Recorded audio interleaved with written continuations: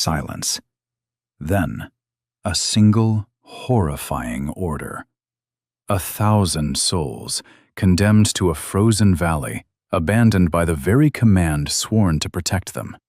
Protocol demanded withdrawal, leaving them to die by dawn. But what if 2 individuals refused to let them perish? The radio died just before the first hint of pre-dawn gray. Below, nestled in the treacherous expanse known as the Frostbite Gauntlet, 1,000 souls shivered. They were a battalion, scattered across the valley floor, caught like bait in a trap sprung 6 hours prior. Intelligence had promised a clear zone. Instead, an enemy force, patient as the encroaching winter, had waited. Now the bitter cold bit at exposed skin, turning the very air into a weapon. Ice crystals clung to every rock and blade of frozen grass, reflecting the grim reality of their encirclement. No air support could pierce the storm-choked skies. No artillery reached from distant fire bases. Command, it seemed, had already charted their fate. Acceptable losses in a larger, colder strategic gain. On the Serpent's Spine Ridge, 3,000 yards above the unfolding tragedy, Captain Anya Valkyrie Volkov pressed her scope to her eye socket. The metallic taste of adrenaline was sharp on her tongue. Through the icy lens, she watched the figures below, desperately carving shallow fighting positions from the permafrost. Every scrape of entrenching tool against rock sounded to her like a futile cry in the vast silence. They were preparing for the inevitable. The enemy always struck at dawn. It was doctrine, tradition, unyielding. 40 feet away, barely a shadow amidst the jagged rocks, Lieutenant Lena Wraith Volkov mirrored her sister. The same rifle, the same scope, the same panoramic, heartbreaking view of the valley. For 72 hours, they had been the eyes high above, advanced reconnaissance, reporting every enemy movement. They had done their job. But the battalion had walked into hell anyway. A final, desperate crackle tore through Valkyrie's radio. The voice, distant and distorted, carried an unmistakable tremor of resignation. "All sniper teams, this is Overwatch Command. Execute Protocol 7. I say again, execute Protocol 7. Withdraw to Extraction Point Delta. Acknowledge." Protocol 7. The emergency withdrawal order.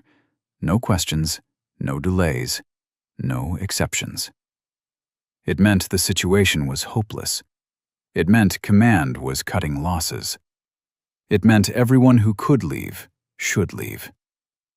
Imagine being in their boots at that moment. The choice was a lead weight in the pit of Valkyrie's stomach. Her finger hovered over the transmit button, a silent battle raging in her mind. She knew other sniper teams across the desolate ridges were already packing up, already fading into the dark toward safety. But below, in the valley, a young recruit, barely out of training, sparked his entrenching tool against frozen earth. He had given up digging now, huddled, rifle across his knees, staring at the eastern horizon. The raw, guttural sobs were visible even at this impossible distance. He was crying, waiting for the light that would bring his death. "We have to acknowledge," Valkyrie said, the words barely a whisper, swallowed by the wind. Her breath plumed white, then vanished.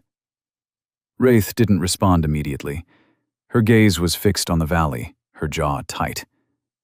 Valkyrie knew what her sister was doing, calculating angles, distances, wind speed, temperature gradients, the cold mathematics of life and death.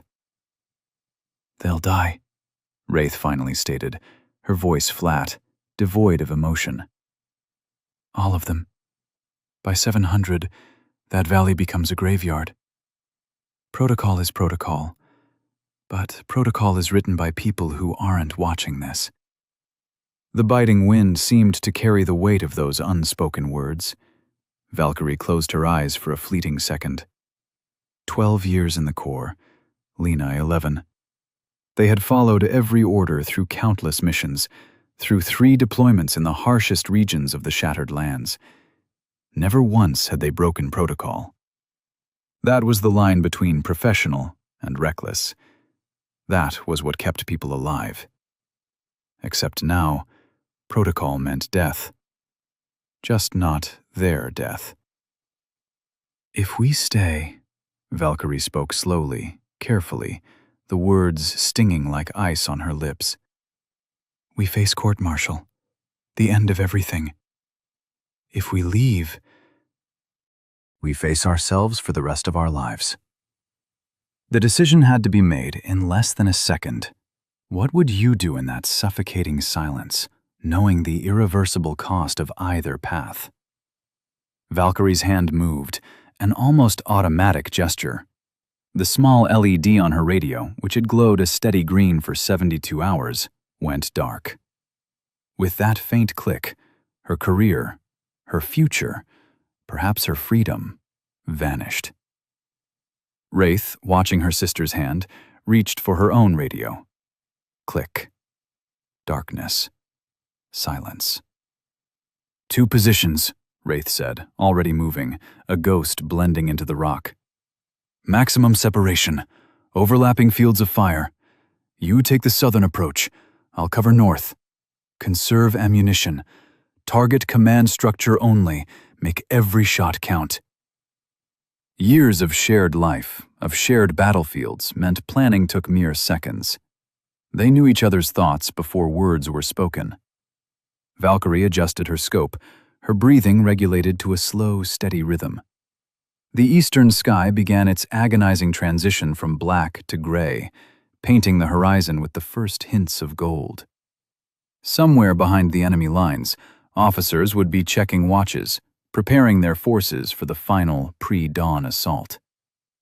Valkyrie found her first target, an enemy officer, 3,200 yards distant, moving with the careless confidence of someone who believed himself beyond reach. Authority in his posture, command in his gestures. She centered the crosshairs on his chest. Then, a fractional shift, higher, to the head. This first shot had to be perfect. It had to be shocking. It had to make everyone believe something impossible had just occurred. Down in the valley, the young recruit was standing, rifle in hand, staring at the horizon. 15 minutes to dawn. Valkyrie exhaled slowly, her finger completing its pressure on the trigger. Their radios clicked silent, severing all ties to command. As dawn broke over the valley, one shot echoed, defying not just an army, but an entire doctrine. The rifle spoke. 3,200 yards away, an enemy officer, confident in the coming dawn, suddenly crumpled. The sound of the shot was a crisp, distant crack that barely registered on the wind, yet its effect was immediate. Soldiers around him dove for cover, their movements jerky, panicked. They scanned the ridgeline, but saw only the stark, indifferent rocks. 2 seconds later, another officer fell on the southern approach. Wraith's shot. Textbook perfect. The enemy force, poised for attack, was now a swarm of confusion. Orders barked, indistinguishable in the distance, swallowed by the rising sun. Valkyrie worked her bolt with practiced ease. The spent casing ejected, a glint of brass spinning away into the shadows. Before it even hit the frozen stone, she was scanning for her next target, another round already chambered. Doctrine dictated a single shot, then relocation. Never twice from the same position. But doctrine assumed a sniper valued survival over mission. It assumed retreat was an option when 1,000 lives hung in the balance. Valkyrie held her ground. She found a platoon leader, his arms waving, trying to restore order, pointing towards the valley. He was good. Too good. Valkyrie shot him through the chest. He fell, and the brief, fragile cohesion he had created shattered. What would you feel in that moment? The cold calculation of lives taken, not for hatred, but for the desperate hope of saving others. 3 commanders down in 90 seconds. No one knew how many snipers they faced. No one knew where the shots originated. No one wanted to be the fourth to fall. Wraith fired again. Valkyrie couldn't see the target, but she recognized the rhythm. Steady, methodical. Every round accounted for. Down in the frostbite gauntlet, the trapped battalion stirred. Figures pointed towards the distant enemy positions, a ripple of movement, a spark of impossible hope where none had existed before. The assault hadn't come. Instead, something was happening. A frantic voice, speaking a language Valkyrie understood only in its tone of panic, crackled over the enemy's tactical net, picked up by her scanner. "Snipers! Multiple snipers! Long-range precision fire! Casualties among leadership!" Good. Let them believe in multiples. Let them believe they were facing an entire platoon of ghosts instead of two sisters with a death wish. Valkyrie shifted her aim to the eastern approach. The sun was now fully over the horizon, painting the valley in amber and gold. A beautiful morning for dying. She found a cluster of enemy soldiers preparing a heavy machine gun. That weapon, once active, would tear through the Marines below. Gunner, assistant gunner, ammunition handler. She shot the gunner first. He slumped across the weapon. The assistant gunner reached for him, and Wraith's rifle spoke from the south. The assistant gunner crumpled. The ammunition handler, wild-eyed, abandoned the gun and ran. 4 minutes to sunrise. The enemy was supposed to be attacking. Instead, they were pinned, paralyzed by an invisible threat. But they had resources. The distinctive womp womp of mortars being deployed reached Valkyrie's ears. Not for the valley, for the ridgeline. The first round landed 300 yards south, too far to be dangerous, but close enough to confirm they were guessing her location. The second landed closer, 200 yards. They were walking fire along the serpent's spine, trying to flush her out, or kill her through saturation. Valkyrie didn't move. Movement would give her away more surely than stillness. She pressed herself against the cold rock and kept shooting. A squad leader, organizing his troops, vanished. A soldier with a radio, a forward observer calling in those mortars, gone. A fighter trying to drag a wounded comrade to safety. Valkyrie hesitated. Mercy was a luxury a sniper could not afford when 1,000 lives depended on her bullets. She shot him in the leg. Not lethal, but enough to take him out of the fight. A compromise with her conscience. The mortars were closing in. Wraith faced the same problem. They couldn't stay, they couldn't leave. To move was to lose the angle, the effectiveness, the terrifying illusion of multiple defenders. Valkyrie made a decision. She switched her radio back on. Not to Overwatch command. That bridge was burned. But the Marines in the valley would be monitoring their tactical frequency. She keyed the microphone. Her voice, calm, controlled, cut through the static. "Any Marine receiving this transmission, this is Overwatch. You have sniper support on the ridgeline. Maintain your positions. Help is coming. Sunrise protocol is in effect. Acknowledge if you copy." Silence. Then a voice, young and raw with emotion. "Overwatch, this is 3rd Battalion Actual. We copy. We thought we were alone." Valkyrie's throat tightened. "You're not alone, Battalion. Hold your positions. Make them pay for every yard. We've got your back." "Who are you?" "Ghosts," Valkyrie said, and turned the radio back off. She returned to shooting. The mortars were landing in a pattern now, walking north. They would reach her position in the next salvo. Stay and die, or move and break the illusion. Wraith made the choice for her. Another shot from the south, but this one wasn't aimed at enemy troops. It was aimed at the mortar position itself. 3,500 yards. extreme range. The round hit one of the mortar tubes dead center. The loaded round detonated, and the entire position erupted in a cascade of secondary explosions. The mortar fire stopped. Valkyrie allowed herself a grim, tight smile. That was Wraith. When Doctrine said hide and wait, she attacked the problem directly.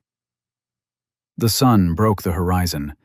Golden light spilled across the valley, illuminating 1,000 Marines who had survived to see it. Battered, exhausted, low on ammunition, but alive. The attack, supposed to come with dawn, had not. Instead, the enemy was reorganizing, taking casualties, trying to comprehend an opponent they couldn't see. Valkyrie scanned the valley rim. 30 bodies. Enemy soldiers and officers who would never see another sunset. Wraith had accounted for 15 or 20 more on the southern approach. 45 enemy down. 49 rounds expended between them. 955 enemy fighters remaining. 45 rounds left. The mathematics remained impossible. But the psychology had shifted. The enemy, once confident, was now afraid. Fear was a weapon more powerful than any bullet. Through her scope, Valkyrie saw something that made her breath catch. Vehicles, moving towards the valley from the east. Not enemy reinforcements. These were different, larger, moving in the distinctive pattern of a mechanized column. For one terrible, heart-stopping moment, she thought Command had sent armor to finish what the ambush started. Then she recognized the profiles. American vehicles. Reinforcements for the Marines below. Someone had countermanded the withdrawal order, or the Marine situation had changed priority, or some officer, somewhere, had decided 1,000 lives were worth the risk after all. Real help was coming. They had bought enough time. The Marines would survive. Valkyrie keyed her radio one final time. 3rd Battalion Overwatch. Armor column approaching from east. ETA 15 minutes. Hold position and prepare for friendly arrival. Overwatch, we copy. Thank you. Whoever you are. Thank you. Valkyrie didn't respond. She safed her rifle and began the process of withdrawing. Wraith would be doing the same. They needed to be gone before the reinforcements arrived. Before anyone asked questions about who had been providing sniper support. They had saved 1,000 Marines. In doing so, they had ended their careers. The enemy's assault shattered, reinforcements appeared on the horizon, not for the snipers, but for the saved. Now, the true hunt began, for the ghosts who defied command. The withdrawal took hours.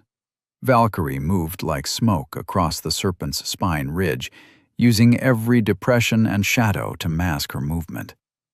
The enemy was still out there, dangerous, hunting for the snipers who had devastated their attack. She covered 3 miles in 4 hours, moving with the slow, deliberate pace of extreme caution. Wraith paralleled her route on the southern slope, a mirror image in stealth. Their initial insertion planning, with its multiple exfiltration routes and coded rally points, was now keeping them alive. The terrain was brutal. Frozen scree shifted under every footfall. Ice sheets threatened to send them sliding down cliff faces into the abyss. The wind, a constant whining companion, cut through their gear and skin like a honed blade. Valkyrie's hands were numb despite her gloves.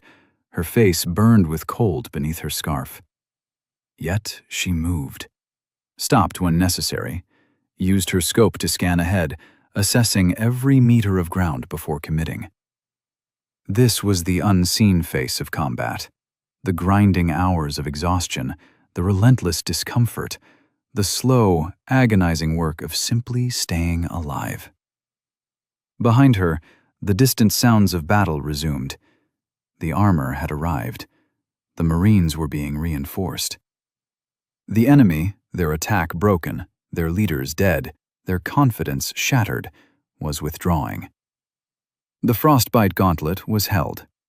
Valkyrie allowed herself no sense of victory. Victory, for them, meant questions. It meant investigations. It meant someone, somewhere, would want to know who had ignored Protocol 7 and why. She reached the first rally point by midday, a cluster of rocks, a natural shelter, marked on their map with coordinates meaningless to anyone but them. Wraith wasn't there yet. Valkyrie checked her watch. Wraith should have arrived 30 minutes ago, an hour at most if delayed by enemy patrols. An hour passed. Valkyrie felt the first prickle of real fear, a cold knot tightening in her gut. Wraith was never late. Never. Not even in training. If she wasn't here, something had happened. Valkyrie forced her mind to think tactically, pushing down the rising panic. Wraith could be pinned down, injured, taking an alternate route for reasons Valkyrie couldn't know. To move, to search for her, meant exposing herself, risking both their lives, possibly creating a crisis where none existed. She waited another hour, cleaning her rifle, checking ammunition, eating cold rations. Professional habits to keep the fear at bay. Then, a whisper of static. Wraith's voice, barely audible. North route compromised, taking South Ridge, 2 hours. Valkyrie exhaled, a slow, shuddering release. Copy. See you soon. The transmission ended, short, encoded. Wraith was alive, moving, delayed but not in immediate danger. Valkyrie settled in to wait. The sun tracked across the sky. The temperature rose from brutal to merely bitter. In the distance, helicopters moved over the valley. Medevac birds, cargo birds. The Marines were being taken care of. The system was working, now that someone in command had decided they were worth saving. Wraith appeared exactly 2 hours later, materializing from the rocks like she had been born from stone. Exhaustion etched her face, wind-burned and raw. Her eyes were red-rimmed, moving with the careful precision of someone at the very end of their reserves. Ran into a patrol, Wraith said quietly, dropping her pack. Had to detour 5 miles east. Contact? Valkyrie asked, her voice tight. Avoided. Hid in a crevasse for an hour while they searched. Wraith pulled out her water bottle, taking a long, shuddering drink.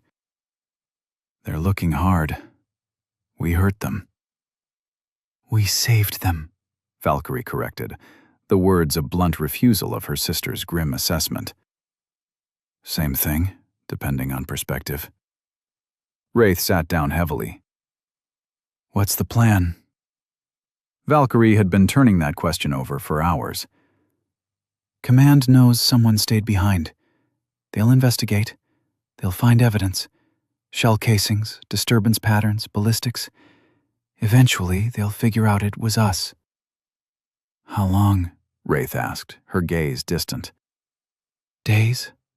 Maybe a week if we're lucky. Wraith nodded. They both knew. The consequences had been clear the moment their radios clicked dark. Court-martial? Wraith's voice was devoid of inflection. Best case scenario. Worst case, they make an example. Dereliction of duty during combat operations, refusing direct orders, operating outside the chain of command. Valkyrie listed the charges like a grim inventory of their sins. We could be looking at years in military prison. Worth it. Is it? Valkyrie challenged. Wraith looked at her sister, her eyes hard, unwavering. 1,000 Marines went home. 1,000 Marines saw another sunrise. Yeah, it's worth it. Valkyrie wanted to argue, to point out that principle and practicality were rarely the same, that sacrifice without strategy was often just waste. But she couldn't. because she had made the exact same choice. "We need to get to the extraction point," Valkyrie said, the words heavy. "Turn ourselves in before they send hunters." "Or we disappear." Valkyrie stared. The thought was audacious, reckless. "What?" "We disappear," Wraith repeated, her voice steady. "We're good at being invisible. We walk away. New identities, new lives. Let Command think we died on that ridge." "Lena, I'm serious." "So am I. We've got skills. We've got training. We could survive outside the system." "As what? Mercenaries? Criminals?" Valkyrie shook her head, the metallic taste of adrenaline back. "That's not who we are." "No. We're the people who followed orders until following orders meant watching people die. Then we broke protocol." Wraith's voice was sharp, a cutting edge of conviction. "If we turn ourselves in, Command destroys us to protect the protocol we broke. We become the lesson, the warning, the reason why everyone else has to obey without question." Valkyrie had no counter-argument. Wraith was right. That was exactly what would happen. The military, built on discipline, could not allow such defiance to go unpunished. If two snipers could pick and choose which orders to follow, the entire structure became negotiable. "Father wouldn't have run," Valkyrie said quietly, her gaze sweeping the desolate mountains. "Father died following orders. You want that to be our memorial too?" They sat in silence, watching the afternoon light paint long, stark shadows across the mountains. Two sisters, two rifles, two starkly diverging visions of what came next. Finally, Valkyrie spoke. "If we run, we prove them right. That we were reckless. That we put ourselves above the mission. That we can't be trusted. And if we turn ourselves in, we're martyrs to a system that was willing to let 1,000 Marines die because the paperwork said they were acceptable losses." Wraith smiled, not with humor, but with the grim recognition of someone who had seen the same problem from every angle. "So, what do we do?" "We do what we've always done," Wraith answered herself. "We take the shot we can make and deal with the consequences later." "The extraction point is 40 miles south," Valkyrie reminded her, the logistics of it weighing heavy. "Command will have people there. Once we arrive, we're in custody." "Then we don't arrive. We find another way." "There is no other way. We're in hostile territory, no support, limited supplies." Valkyrie checked her ammunition count. 22 rounds left. You? 18. 40 rounds between us against an entire region that wants us dead or captured. Wraith shrugged. "We faced worse odds." "When?" "This morning, when we decided 2 rifles could save a battalion." Valkyrie couldn't help it. A short, sharp bark of laughter escaped her. Wraith was right. They had already committed to the impossible. Everything after that was just details. "Okay," Valkyrie said, the word a reluctant agreement. "So, we evade, we survive. Then what?" "Then we get home, back to the States. We tell our story, not to Command, but to everyone, public, media. Make it impossible for them to bury us quietly." Wraith's eyes were bright with a tactical cunning that made her dangerous. "They can court-martial us, but they can't silence us. Not if the whole country knows what happened in that valley." It was a plan, not a good plan. It had 100 ways to fail and maybe 2 ways to succeed. But it was better than surrender, better than running forever. "We'll need to move at night," Valkyrie said, already thinking logistics. "Avoid population centers. Live off the land as much as possible." "I know a route." Wraith pulled out a folded map from her jacket. It was marked with pencil lines, notations, alternative paths. Used to study the maps during briefings. "You've been planning this?" Valkyrie asked, a slight tremor in her voice. "I've been planning for us to have options. There's a difference." Valkyrie studied the map. The route Wraith had marked took them through some of the roughest terrain in the region. Mountain passes, river valleys, areas where even the enemy didn't maintain regular patrols. It would take weeks. It would be brutal. People would be hunting them from multiple directions. But it might work. "When do we move?" Valkyrie asked. "Dark, 4 hours. Get some rest. When we start moving, we don't stop until we're clear." Valkyrie nodded. She should have felt fear. They were about to become fugitives from their own military while trapped in hostile territory. Instead, she felt something else. Purpose. Clarity. The same feeling she had felt on the ridgeline when she decided to turn off her radio. Some choices weren't about protocols or consequences. Some choices were about looking at yourself in the mirror for the next 50 years. She closed her eyes and tried to rest. In 4 hours, they would begin the longest mission of their lives. No support, no backup, no one coming to save them. Just 2 sisters, 40 bullets, and a long walk home. Deep in the treacherous mountains, they discovered an abandoned outpost, a potential sanctuary, or perhaps a trap set by an unseen enemy.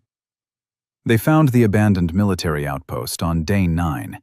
It clung to a ridge overlooking a narrow valley, one of countless positions built during earlier conflicts in the Shattered Lands, then left to decay when the front lines shifted. The walls were crumbling, the roof a skeleton of twisted metal and collapsed stone, but the foundation was solid. The location offered a commanding view of the terrain below. More importantly, it contained a cache. Every outpost held hidden stores, ammunition, medical supplies, rations. Rarely did the military recover them during withdrawals. Too much effort, too little value. For 2 fugitives running on empty, a cache was salvation. Wraith found it under a loose stone in what had been the communications room, a metal container, sealed and buried, untouched for years. Inside, 6 boxes of ammunition matching their rifles, field dressings, water purification tablets, and a dozen MREs, likely expired but still edible. "Someone's looking out for us," Wraith said, checking dates on the ammunition. "Or we're just lucky," Valkyrie replied, but she felt it too. A quiet sense that the universe, or something beyond it, was conspiring to keep them moving forward. They spent the night in the outpost, taking turns on watch. Valkyrie took the second shift, keeping vigil in the pre-dawn hours when attacks were most likely.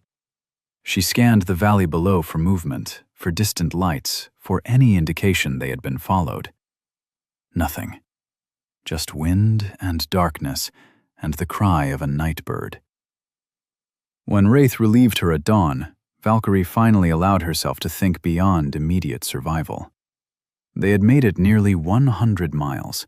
They were approaching the border region, not an official demarcation with checkpoints, but the fuzzy zone where one country's authority faded and another's hadn't quite taken hold. If they could reach that zone, they could find people who didn't care about military protocols. Smugglers, traders, fixers who moved people and goods across borders for the right price. With their remaining gold coins and perhaps their weapons as barter, they might arrange transport to somewhere safer. From there, it was a matter of finding an embassy, making contact with sympathetic journalists, telling their story before command could bury it. It was a long shot, but all their shots had been long. "Thinking loud," Wraith said, settling in beside her. "About home. About what happens if we make it." "When we make it," Valkyrie corrected, a faint smile touching her lips. "When, right. You having doubts?" "I'm having realism. We broke every rule. We're going to pay for that, even if we tell our story." Maybe, but we'll pay on our terms, not theirs. Wraith checked the valley below. You know what Father used to say about consequences?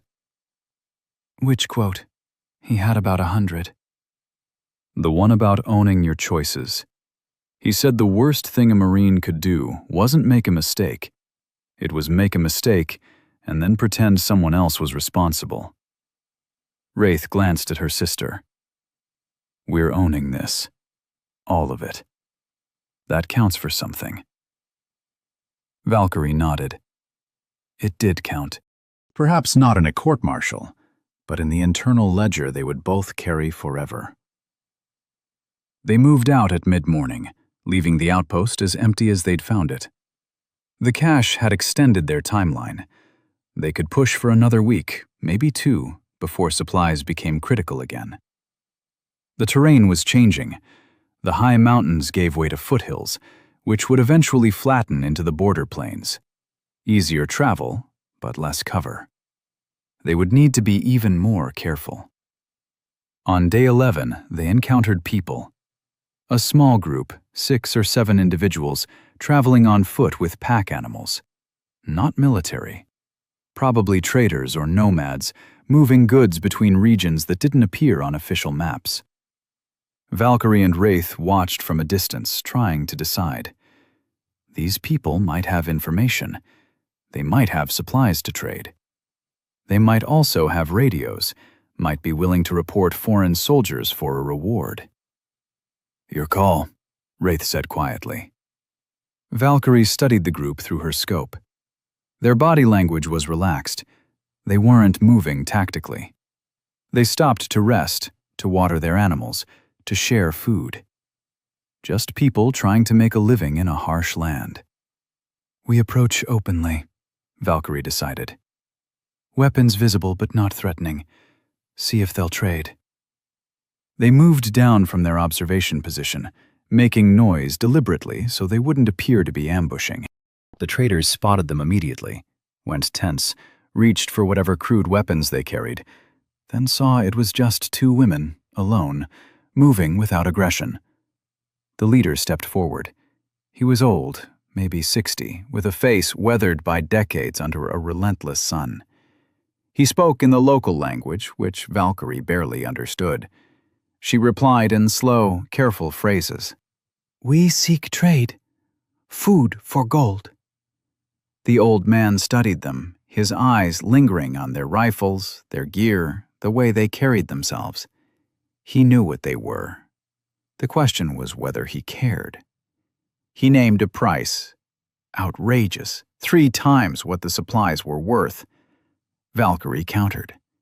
The old man laughed, a dry, raspy sound, and came down slightly. They settled on a price still too high, but survivable. Valkyrie handed over coins. The old man produced dried meat, flatbread, cheese wrapped in cloth. Real food, not military rations. As they concluded the trade, the old man spoke again. Valkyrie caught only part of it, but the meaning was clear. Helicopters search for someone. Many helicopters, many soldiers. You are careful. Yes, Valkyrie nodded. Yes, careful. The old man smiled, showing gaps in his teeth. Then he said something else, and this time his meaning was unmistakable. The valley battle. We hear stories. 2 women save many soldiers. He touched his chest in a gesture of respect. Allah watches over the brave. He knew. Valkyrie felt Wraith tense beside her. 1 word to authorities, 1 radio call, and this would end. They were at this man's mercy. The old man turned and spoke sharply to his group. They resumed packing, preparing to move on. Then he looked back at Valkyrie and Wraith. We see nothing. We go west. You go. He gestured vaguely. Wherever you must go. Travel safe. He walked away without waiting for a response. His group followed, and within minutes they were distant specks moving across the landscape. He knew, Wraith said quietly, and said nothing. Valkyrie watched the traders disappear. Maybe some stories mattered more than rewards. Maybe he had lost people in these wars and respected anyone who tried to save others. Or maybe the old man simply didn't care about conflicts between foreign powers. Either way, he had given them something more valuable than food. He had given them the knowledge that not everyone would hunt them. They continued south. 3 days later, they reached the border zone. No signs, no fences, no official markers. But Valkyrie could sense the change in the land, in the settlements, in the way people moved. This was the margin, the edge, the place where rules loosened and survival trumped ideology. They found a small town that existed primarily to service the gray market. Goods moved through here that couldn't pass through official channels. People passed through who couldn't pass through official borders. Valkyrie and Wraith needed exactly that kind of passage. They found a fixer in a tea house, a woman in her 40s, missing 2 fingers on her left hand, who conducted business in a back room filled with the heavy scent of smoke and quiet conversations. Valkyrie explained what they needed in simple terms: transport across the border. No questions, cash payment. The woman quoted a price that would take every coin they had, plus their ammunition. "No ammunition," Valkyrie said. "We keep our weapons."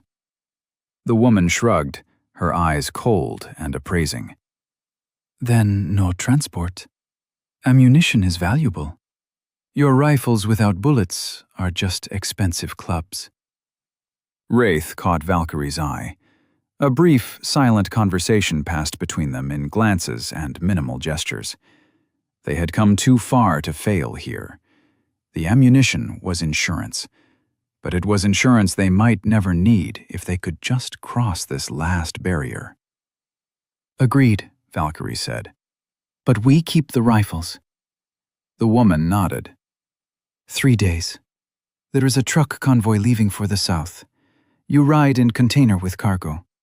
Uncomfortable, maybe dangerous, but you cross border and no one asks questions. How dangerous? Checkpoints sometimes search containers.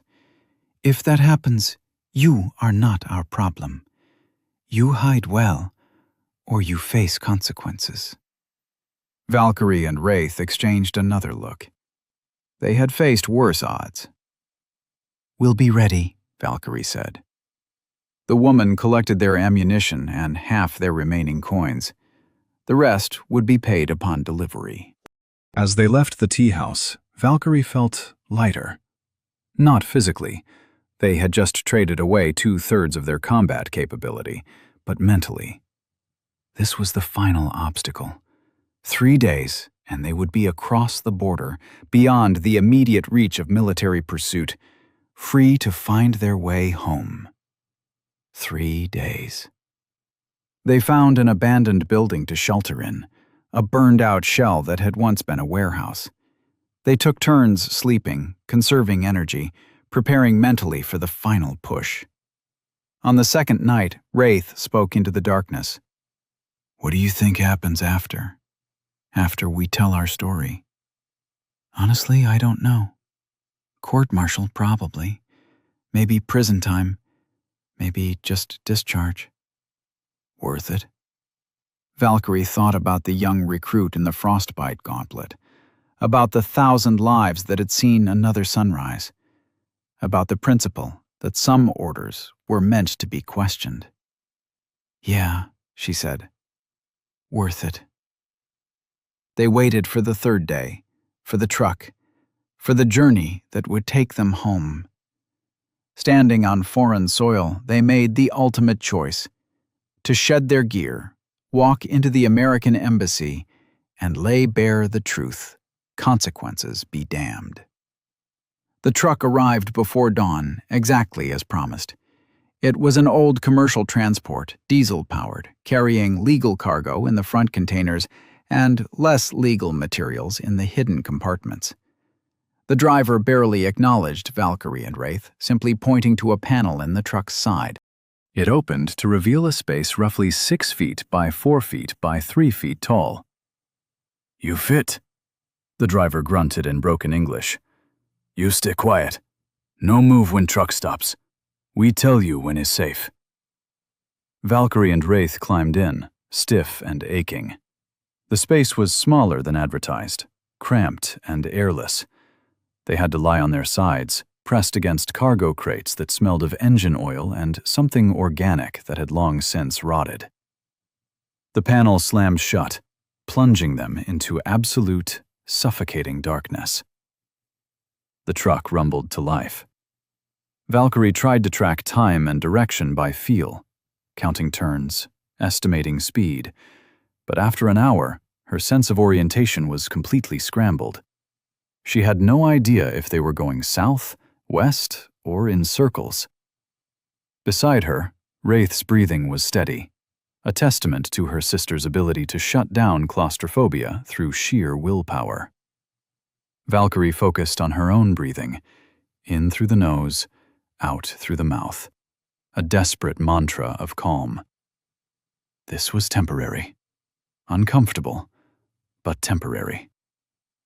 Then the truck stopped. Voices outside. Multiple voices, speaking in official tones. Valkyrie's limited language skills weren't enough to catch every word, but she recognized the cadence. Security forces. Checkpoint guards. People with authority and suspicion. The engine died. Someone climbed onto the truck bed. Footsteps moved along the containers. The jarring sound of panels being opened. Cargo being inspected. The search was thorough. Valkyrie's hand found Wraith's in the darkness. She squeezed once. Wraith squeezed back. Whatever happened now, they faced it together. The footsteps came closer, stopped directly above their hidden compartment. Valkyrie held her breath, certain the panel would be ripped open, certain this was the end of their journey, trapped and exposed. The footsteps moved on. More sounds, more inspection. Voices raised in question, answered by the driver in tones of bored routine. This was common. The guards searched because it was their job. The driver tolerated it because it was his. After 30 minutes, the engine restarted. The truck resumed motion. They had passed through. Valkyrie exhaled slowly, relief flooding through her. Wraith's hand was still holding hers. Neither let go for the next hour. When the panel finally opened, daylight stabbed into the compartment like knives. Valkyrie squinted against the brightness, muscles cramped from hours of immobility. The driver's face appeared in the opening. "Across border. 1 hour to city, then you are not my problem." He closed the panel again, but looser this time. Air and light filtered through the gaps. Valkyrie could see Wraith now, the exhaustion and grim determination etched into her sister's face. "Almost there," Wraith whispered. "Almost," Valkyrie agreed. The truck continued for another hour, then stopped in what sounded like a busy street. The panel opened fully. They climbed out, stiff and aching, into afternoon sunlight and city noise. The driver pointed down the street. "Embassy District, 4 blocks. You walk from here." He didn't wait for thanks. The panel closed, the truck pulled away, and Valkyrie and Wraith were left standing on a street corner in a foreign city, carrying rifles and wearing clothing that, even without insignia, marked them as military. They had to move fast. Drawing attention here was dangerous. They found an alley, stripped off their outer tactical gear, and buried it in a dumpster. Underneath, they wore civilian clothes, wrinkled and dirty from days of travel, but unremarkable. The rifles went into hiking bags, broken down into components that wouldn't be immediately recognizable. Then they walked toward the embassy district. 4 blocks became 8 as they took an indirect route, checking for surveillance, ensuring they weren't being followed. By the time they reached the embassy gates, it was nearly dusk. The guards, Marines themselves, looked them over with professional suspicion. Two exhausted women carrying heavy bags, approaching right before closing time. "We're American citizens," Valkyrie said, her voice hoarse. "We need to speak with someone. It's urgent." "Nature of your business?" Valkyrie glanced at Wraith. This was it, the point of no return. Once the words were spoken, they could not be taken back. "We're United States Marines," Valkyrie said, her voice firm. "And we need to report an incident." The guard's posture shifted. "Do you have identification?" Valkyrie pulled out her military ID. It was battered from 2 weeks of hard travel, but readable. Wraith did the same. The senior guard spoke into his radio. Within minutes, an embassy official appeared, a woman in her 50s, professionally dressed, radiating competence and no-nonsense authority. "I'm Margaret Chen, Deputy Chief of Mission. The guards say you're Marines?" "Yes, ma'am. Captain Anya Volkov and Lieutenant Lena Volkov. We need to speak with the defense attaché immediately." Chen studied them, her gaze sharp. "You're not on any embassy roster. Where's your unit?" "That's what we need to discuss with the attaché, privately." Chen made a decision. "Come with me." They were escorted into the embassy compound through security screening into a conference room where they waited under the watchful eyes of more guards. Neither Valkyrie nor Wraith was armed. The guards had confiscated their rifles, politely but firmly.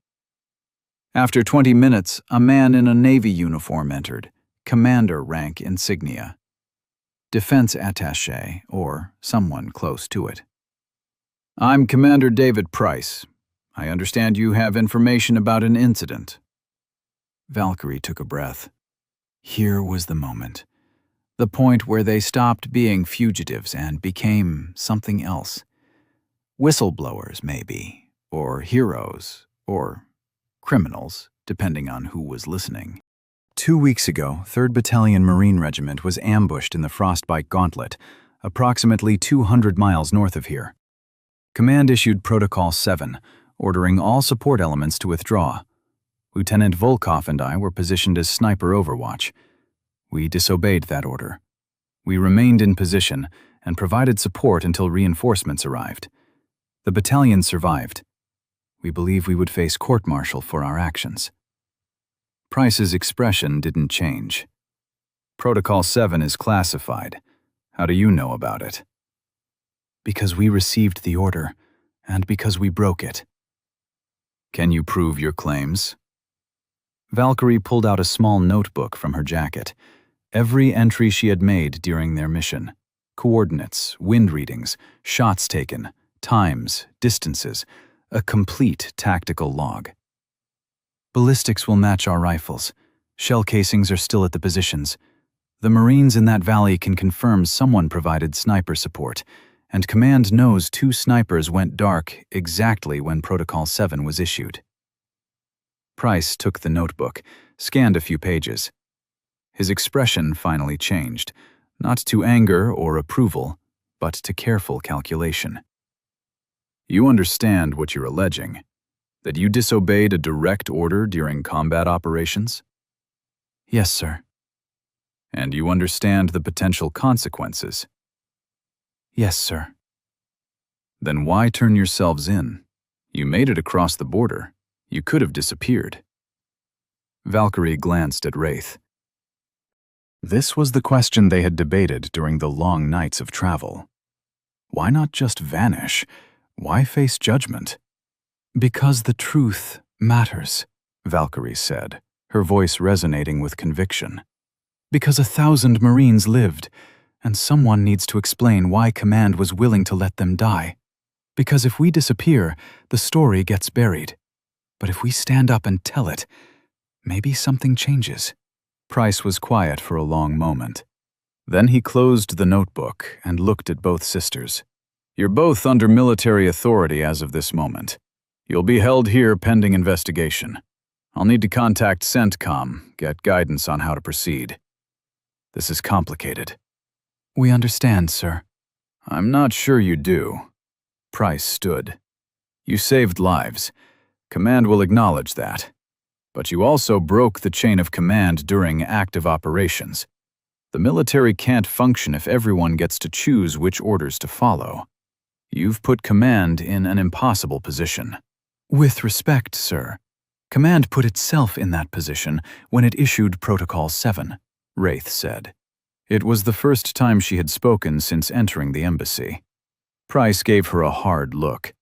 Then, surprisingly, he almost smiled. That's between you and the court-martial board, Lieutenant. For now, you're both confined to embassy quarters. Marines, escort them to the holding rooms. Valkyrie and Wraith were led away, separated for the first time in 2 weeks. As the door closed behind her, Valkyrie felt the weight of everything they had done settle onto her shoulders. They had made it. They were safe. They would tell their story. And then they would face whatever consequences came next. They held Valkyrie in isolation for 3 days, a small room in the embassy basement. Bed, desk, chair, no windows, meals delivered by guards who wouldn't make eye contact. She wasn't technically under arrest, no charges had been filed, but she was definitely in custody. The first interrogation came on day 2. 2 officers from the Inspector General's office, a colonel and a major, both wearing the careful expressions of people conducting an investigation that could become politically explosive.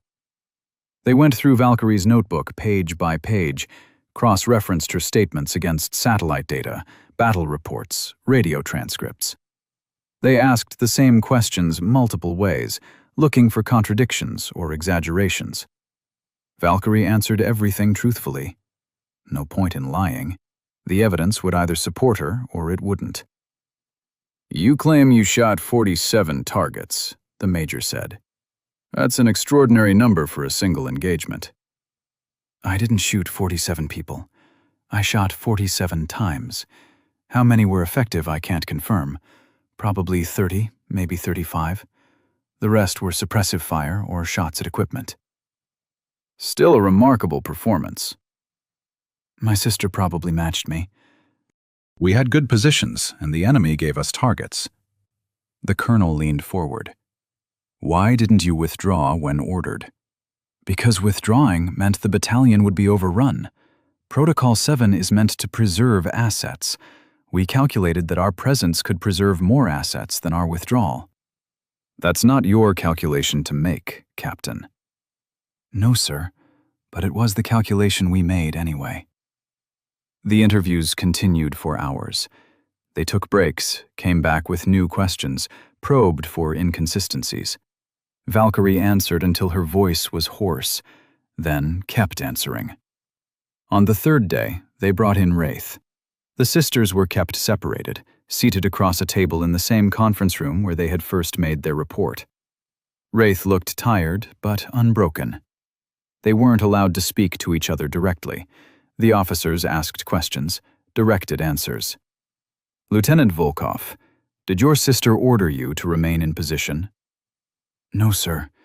We discussed options and came to the same conclusion independently. So it was a joint decision? Yes, sir. Who turned off their radio first? Wraith glanced at Valkyrie. Does that matter? It establishes chain of command and responsibility. We both turned off our radios within seconds of each other. I don't know who was first. I don't care. The colonel made a note. You understand that disobeying Protocol 7 is a serious offense. I understand that following Protocol 7 would have been a more serious offense, sir. The interrogation went on. They were looking for something. Evidence of conspiracy, maybe? Or proof of premeditation. Some legal angle that would make this easier to prosecute or excuse. Valkyrie knew they wouldn't find it. She and Wraith had made their decision in the moment, based on the situation in front of them. It wasn't planned. It wasn't malicious. It was just two Marines making the call they thought they had to make. Finally, after 8 hours of questioning, the colonel closed his file. "You'll both remain in custody pending command review. A court-martial board is being convened. You'll have access to legal counsel. In the meantime, you're restricted to embassy grounds." Valkyrie and Wraith were escorted back to their separate rooms. As they passed in the hallway, Valkyrie caught her sister's eye. Wraith gave the smallest nod. They had done everything they could. Now it was out of their hands.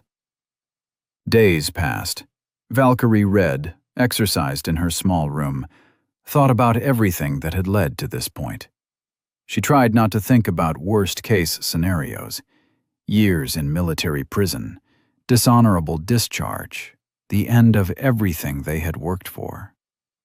But she couldn't stop thinking about the young recruit in the frostbite gauntlet, whether he had gone home, whether he knew about the sisters on the ridge.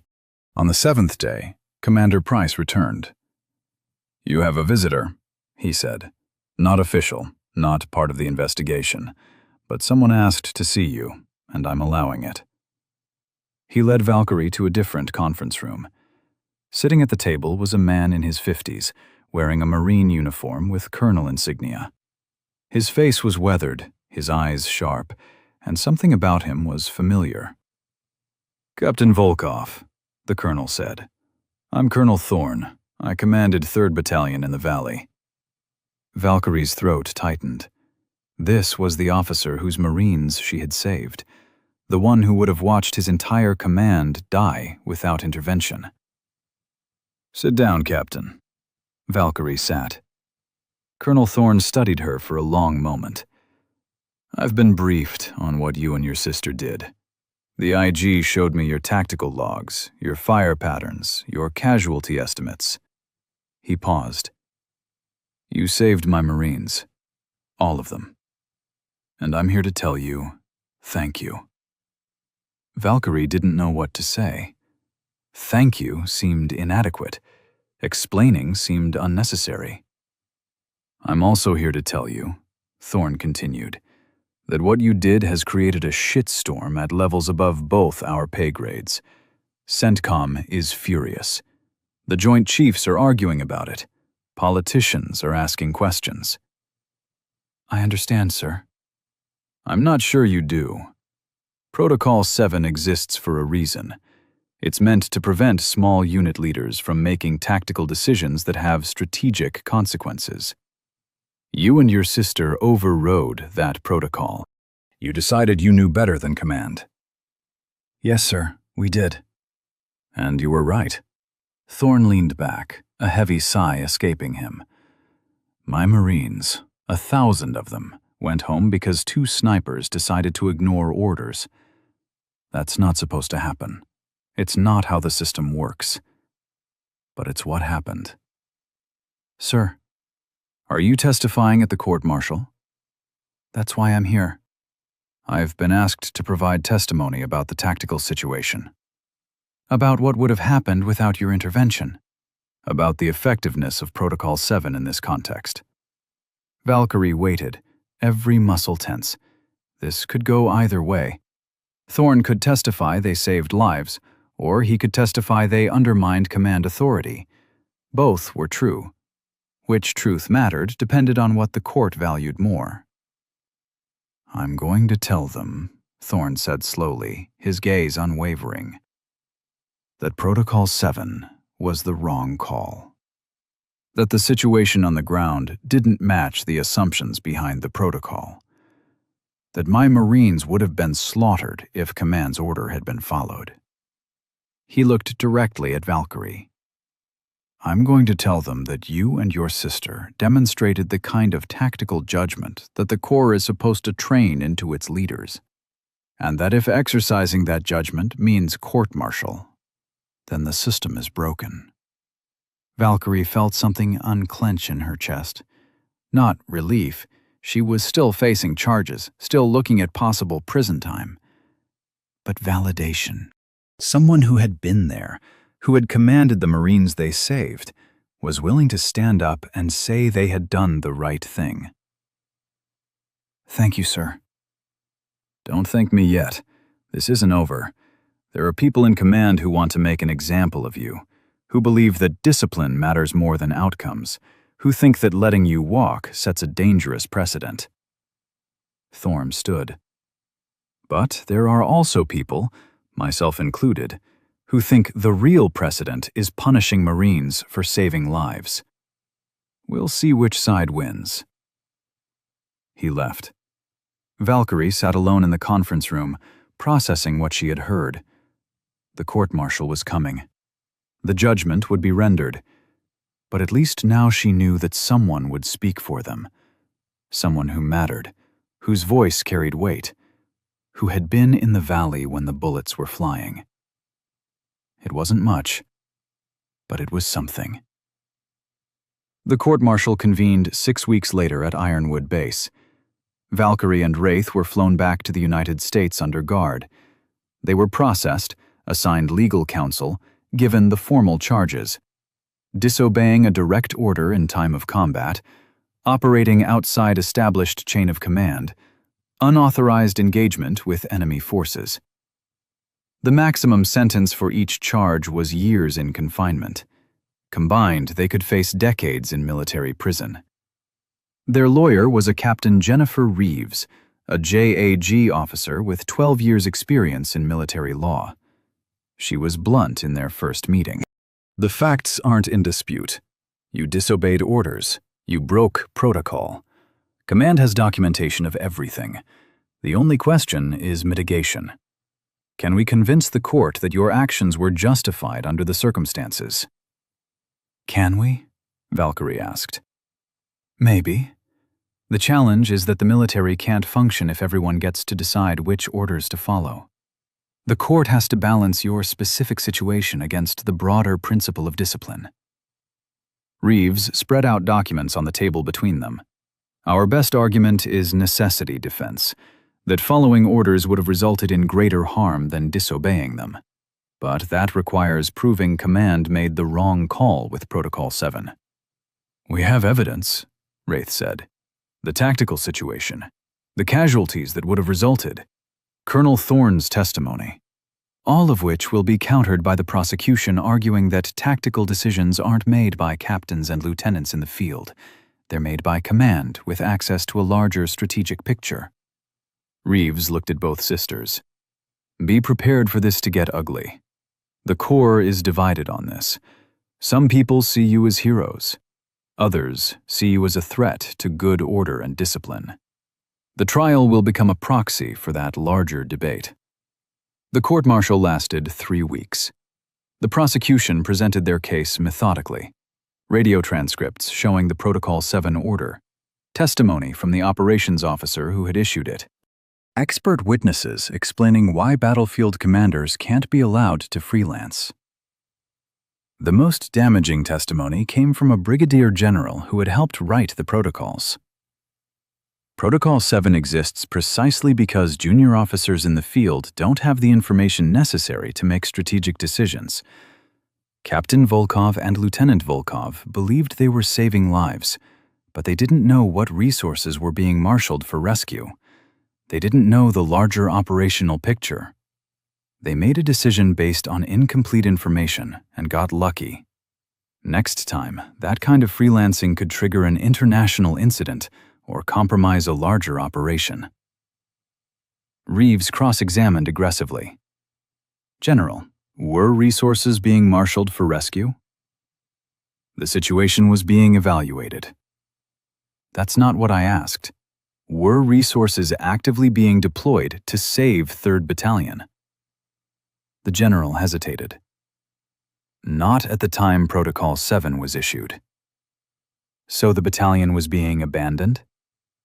They were being evaluated as acceptable losses in a fluid tactical situation. Acceptable losses. 1,000 Marines. Acceptable. Reeves let that hang in the courtroom. General, if Captain Volkov and Lieutenant Volkov had followed orders, would those Marines have survived? That's impossible to determine. Colonel Thorne determined it. He commanded those Marines. He testified that without sniper support, his battalion would have been overrun by dawn. Do you dispute his assessment? I dispute that Captain Volkov and Lieutenant Volkov had the authority to make that calculation. The prosecution rested after 10 days. The court had heard extensive testimony about protocol, about the chain of command, about the necessity of discipline in military operations. Now it was the defense's turn. Reeves called Colonel Thorne first. He testified for 6 hours, describing the tactical situation in detail, the enemy disposition, the inadequacy of his defensive position, the certainty of annihilation if dawn had come without support. The sniper fire changed everything, Thorne said. The enemy lost command cohesion. They lost initiative. They went from confident attackers to confused defenders. That bought us time until reinforcements arrived. The prosecutor cross-examined. Colonel, do you believe junior officers should be allowed to override command decisions? I believe officers should be trained to exercise judgment. That's what Captain Volkov and Lieutenant Volkov did. They looked at the situation, made a calculation, and acted accordingly. Even when that action violated direct orders? Thorne paused.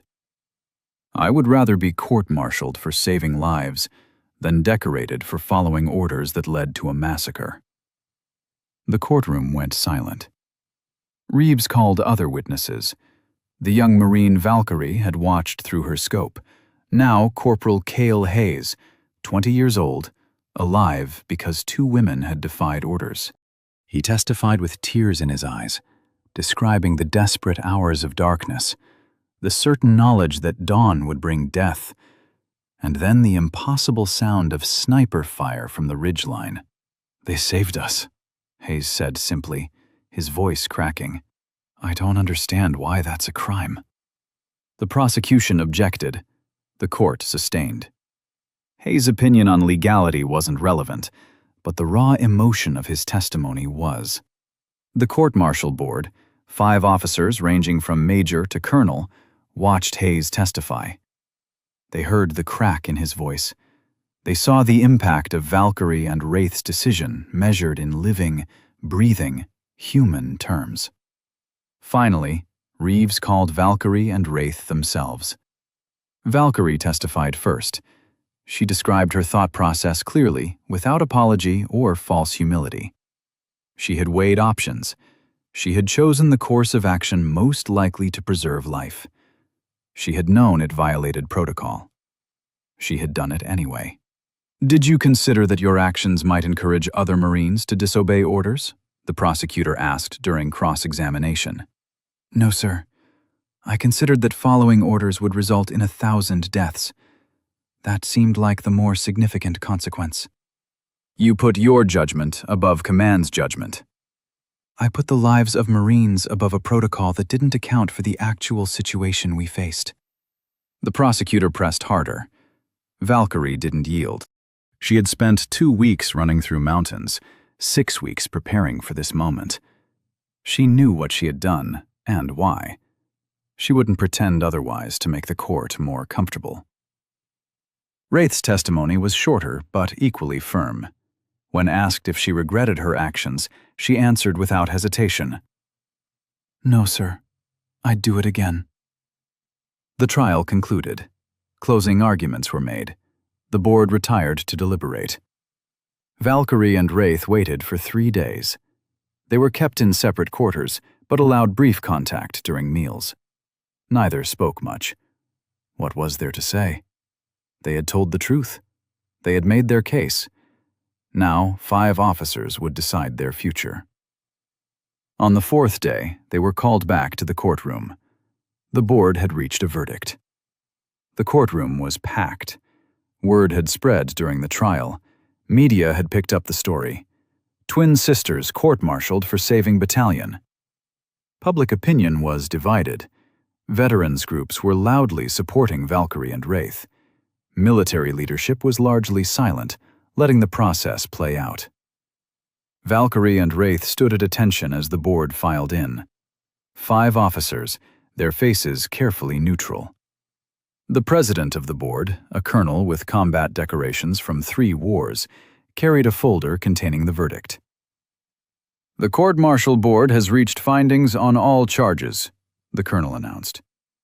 "The accused will remain standing." Valkyrie felt Wraith shift slightly beside her. Their shoulders were almost touching.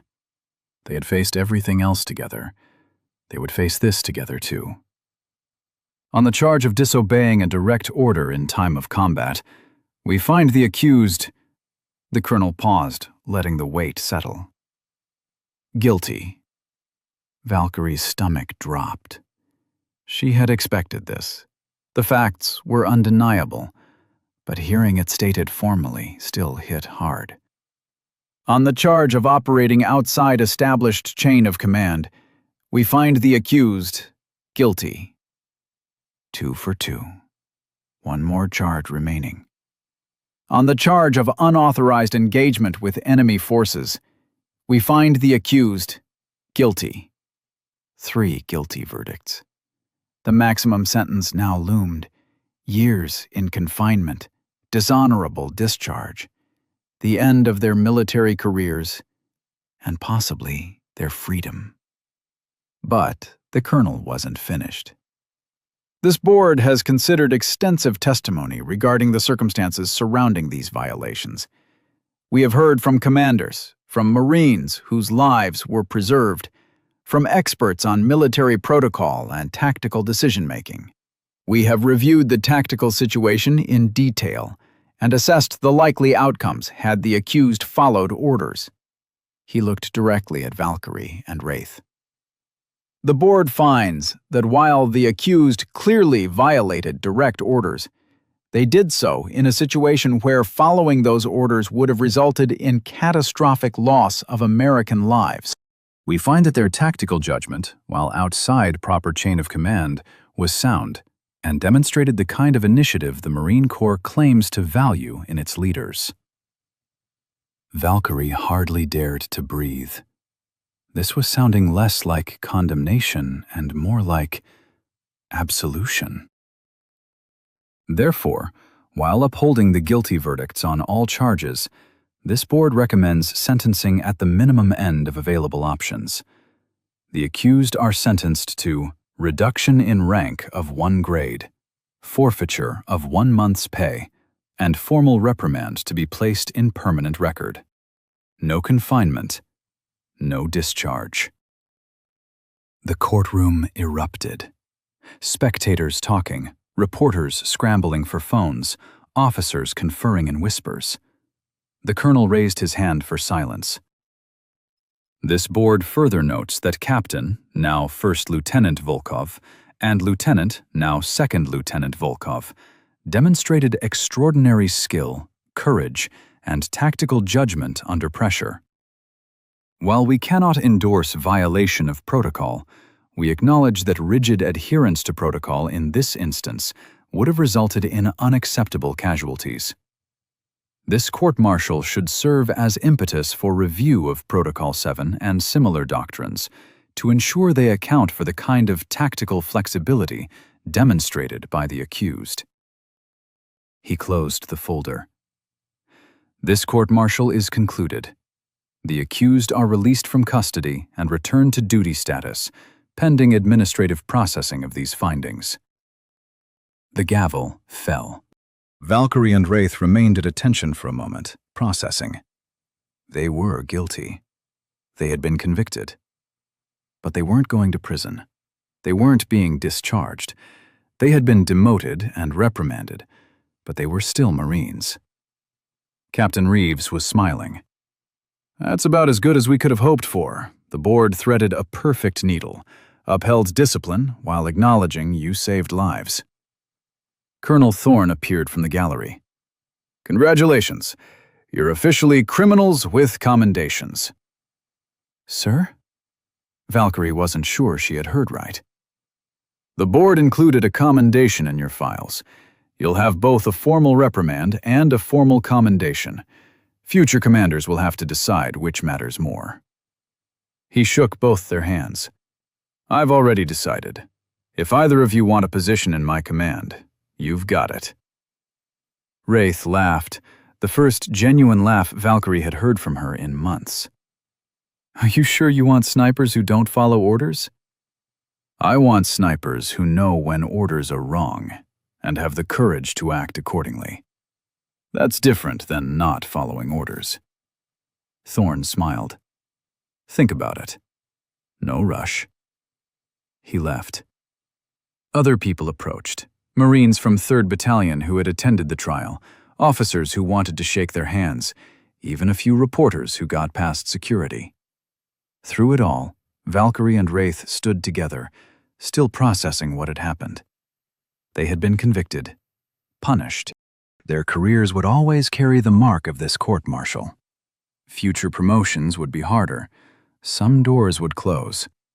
But they had survived. They had told their story. And most importantly, 1,000 Marines had gone home because 2 sisters decided that some principles mattered more than protocol. As the courtroom cleared, Valkyrie looked at Wraith. "You okay?" "Yeah." "You?" "Yeah." They didn't need to say more. They had made their choice on a frozen ridgeline at dawn. They had faced consequences. They had accepted judgment. And they would live with the results, whatever those turned out to be. Because some shots were worth taking, even when you knew you'd pay for pulling the trigger. "What now?" Wraith asked. Valkyrie thought about it. They had been through combat, through pursuit, through trial. They had been convicted and vindicated in the same breath. They had lost rank and gained respect. They had broken rules and upheld principles. "Now we go back to work," Valkyrie said. "We're still Marines. We're still snipers. Someone still needs people who can make the hard shots." Wraith nodded. "Together?" "Always together." Convicted yet commended, demoted yet redeemed, the sisters walked out into the sunlight, their careers forever scarred, but their purpose clear. To keep fighting, together, for what was right, not just what was ordered.